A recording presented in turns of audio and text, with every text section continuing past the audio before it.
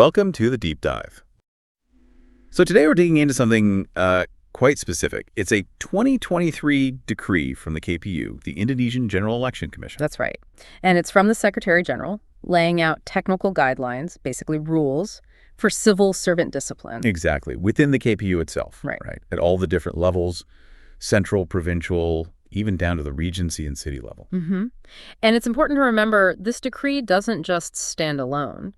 It pulls from various Indonesian laws, government regulations about civil servants, about elections. It's part of a bigger picture. Right. So our mission for this deep dive is really to unpack this. We want to get a handle on what counts as a disciplinary problem, violation for these KPU civil servants. And what happens then? What are the punishments? Yeah, and the process. Yeah. How do they actually handle these things? We want to give everyone listening a clear idea of the framework they have in place for conduct. And understanding these internal regulations, it really offers insight, doesn't it, into how the Indonesian election system tries to maintain its operational integrity. The standards they expect from their people. Exactly. It's all about those internal checks and balances. Okay, so the decree kicks off by saying why this is needed. It stresses that, you need disciplined, professional, accountable civil servants for the KPU to run smoothly. Everywhere. Makes sense. And this whole document is basically their tool to try and maintain those standards. Clear guidelines, clear enforcement. Yeah, and they really emphasize those core values. Yeah. Discipline, professionalism, accountability. It feels like it's not just about punishing mistakes, but maybe fostering a certain kind of culture. I think so, especially in an institution like an election commission where public trust is just, everything. Right. So definitions first, to make sure everyone's reading from the same script. They define things like discipline of PNS, that's civil servants, violation of discipline, punishment of discipline. Mm-hmm. And also who's who? Like, who has the authority to actually hand out punishments, the authorized official to punish, and who the supervising officer is? It's about clarity. Reduces ambiguity, I guess, so everyone knows the terms. Precisely. Now, the core stuff, the obligations and the prohibitions, what you must do and what you absolutely must not do. The employee handbook, KPU style. Sort of, yeah. The obligations are, the expected behavior. Okay, so the must-do list includes things like loyalty to the state ideology, Pancasila, upholding national unity, following government policies, obeying laws. Pretty standard civil servant stuff, maybe. A lot of it is, yes. But then it gets specific.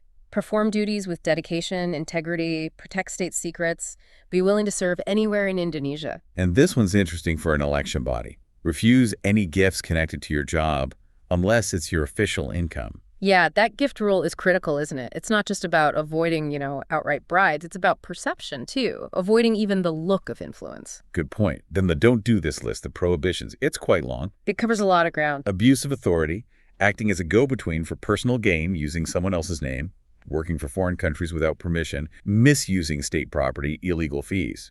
Basically targeting those areas ripe for conflicts of interest or ethical slips, misusing power, state resources. That's fundamental to keeping election administration impartial. Also, treating subordinates badly, obstructing official work, and again, accepting prohibited gifts. They really hammer that point. They do. And then there's the really detailed section on political neutrality. Oh, yeah. This is super specific. No campaigning, obviously. Can't use official symbols or facilities for campaigns.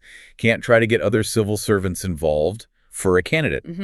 And critically, can't make decisions that help or hurt a specific candidate. Right. No biased activities, no even giving letters of support with your ID.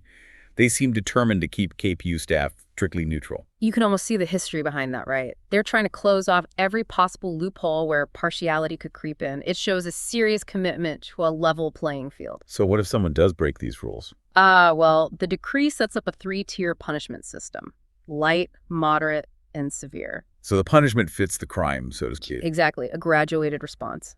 Okay, light punishments. What are we talking about?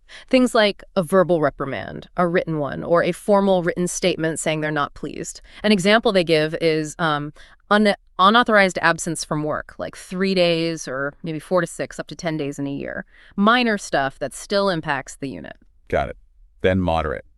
Steps up a bit. Yeah, this hits the wallet. A 25% cut in their performance allowance for 6, 9, or even 12 months. Ouch. What triggers that? More serious things. Actions that undermine national unity negatively affect the KPU as an institution. Being absent without permission for longer periods, like 11 up to 20 days. Okay. And interestingly, it also covers a boss preventing their staff from getting training or developing their skills. Huh, that's specific. Okay, then the top tier, severe punishments. This is the really serious stuff. Demotion to a lower position for a year. Being kicked out of your current job into a lower implementing role for a year. And the ultimate. Dishonorable dismissal as a civil servant. Getting fired, basically. And what lands you there? Major offenses. Disloyalty to the state, actions harming national security, being absent for a long time, 21 days or more, or crucially, 10 consecutive days, which triggers an immediate salary stop. Wow. Accepting really valuable forbidden gifts. They even mention a specific brand of luxury watch as an example. And of course, serious breaches of those rules about abusing power or political bias. These are things that fundamentally damage the integrity of the state or the election process, career-ending consequences. So how do they figure all this out, the investigation process? Well, the direct supervisor usually starts it, or they can form a special investigation team. For the moderate and severe cases, it's almost always a team. Made up. Supervisors, personnel folks, oversight elements, trying to get different perspectives, ensure impartiality. Okay. And the process involves summoning the accused person. Yes, and they even allow for virtual summons now. They conduct an examination, interview them, and write up an official report, a burrita akara pimerixan. What if the person just doesn't show up? If they miss the second summons without a valid reason, the process can still move forward. A decision can be made based on the evidence they already have, even without that formal examination. So you can't just ignore it. No, it emphasizes the responsibility to cooperate. When deciding the punishment, what do they look at? The investigation report, obviously, but also factors that might lessen the severity mitigating factors or make it worse aggravating factors, and the overall impact of the violation. And if you've done it before? Repeat offenses mean heavier penalties. And usually, if someone's done multiple things wrong, they apply the punishment for the most serious violation, though there are some exceptions, like for attendance issues. Okay. And the decree also covers how these decisions are actually carried out when they take effect. And the consequences down the line. Like, if you're under disciplinary action, your promotions or salary increases might be put on hold. And dismissal. Dishonorable dismissal can impact your pension rights. You might get basic rights, but not service-based rank increases. It has lasting effects. So wrapping this up, it seems this KPU decree lays down a really detailed, pretty comprehensive rule book for its civil servants. Absolutely. It's all aimed at maintaining discipline, which they see as crucial for the integrity and smooth running of Indonesia's elections. We've seen the obligations, the huge list of prohibitions, especially around neutrality, the tiered punishments, and the process for investigating. The sheer level of detail really underscores how seriously they take the responsibility of running fair elections. It definitely leaves you thinking, though. Given the scale of elections, how effective are these internal mechanisms, really? Right. At ensuring public trust and maybe keeping external interference out? That's the big question, isn't it? How much can internal rules guarantee external confidence? What other questions does this raise about how election bodies are governed and held accountable, maybe worldwide? Something to ponder. Thanks for joining us on The Deep Dive.